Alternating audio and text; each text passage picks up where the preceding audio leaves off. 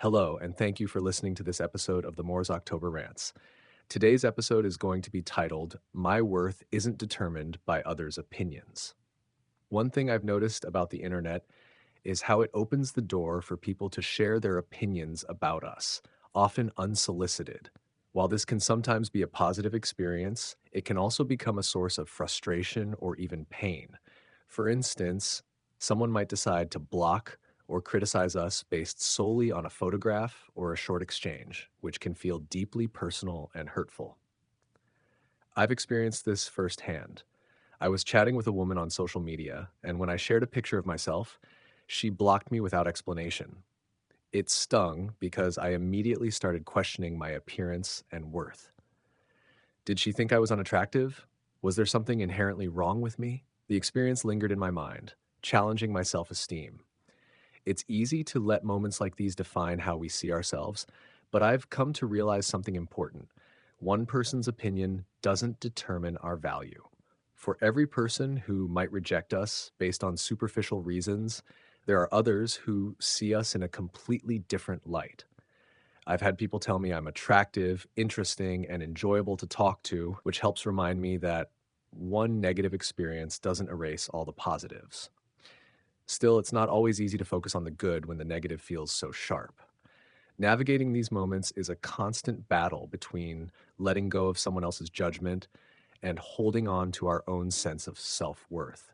What makes this even more challenging is the way the internet amplifies opinions.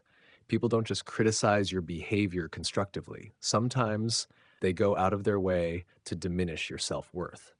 This is where things get messy. There's a difference between someone offering feedback that helps you grow and someone attacking you just to hurt you. The woman who blocked me wasn't offering feedback.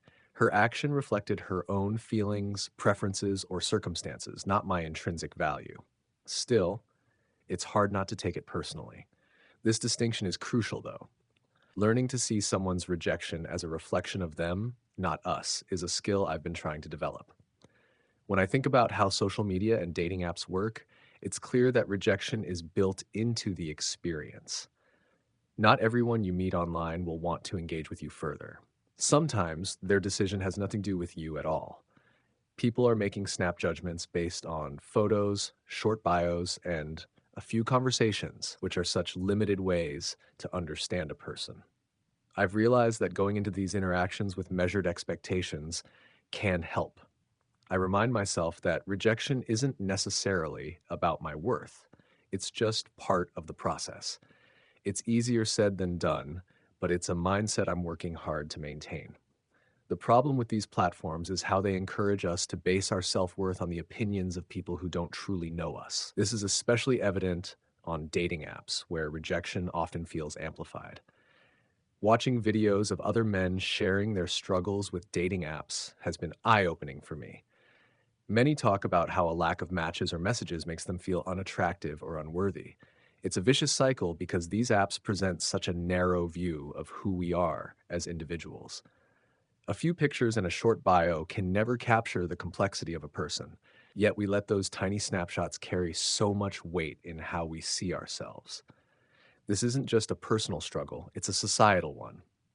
Men in particular seem to grapple with the pressure of online rejection, whether it's from dating apps or other social platforms. When someone doesn't respond to a message or openly rejects us, it can feel like a blow to our ego.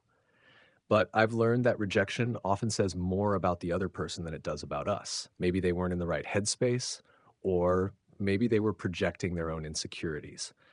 Understanding this doesn't make rejection hurt any less, but it does help put things in perspective. What I've also come to understand is that not everyone will appreciate us, and that's okay. The internet is full of diverse opinions, and those opinions are often based on incomplete or inaccurate perceptions. Just because someone doesn't like what they see or hear from us doesn't mean we're unworthy. I've had to remind myself repeatedly that other people's preferences or actions don't define who I am. It's a lesson I'm still learning, but it's an important one. I think about this often in the context of dating and relationships, where rejection feels the most personal.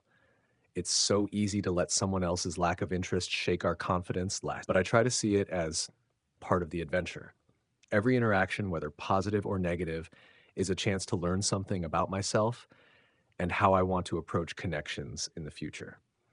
It's a mindset I'm actively cultivating, even though it's far from second nature. At the end of the day, our worth isn't up for debate. The internet may give us a distorted view of ourselves, but that view isn't the full picture.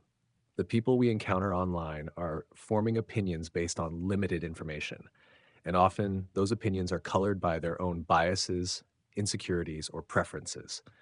Understanding this helps me take their judgments less personally. It's a work in progress, but I'm committed to not letting fleeting interactions determine how I see myself. Rejection will always be a part of life, especially online, where opinions flow freely and often harshly. But I'm learning that rejection doesn't equal worthlessness. My value isn't tied to someone else's perception of me, and that's a truth I'm holding on to. With time, I hope to strengthen this understanding and let go of the opinions that don't serve me, focusing instead on the voices and experiences that affirm my worth. Anyways, thank you for listening to this episode of the Moore's October Rants. Signing out. Have a good one, guys. Goodbye for now.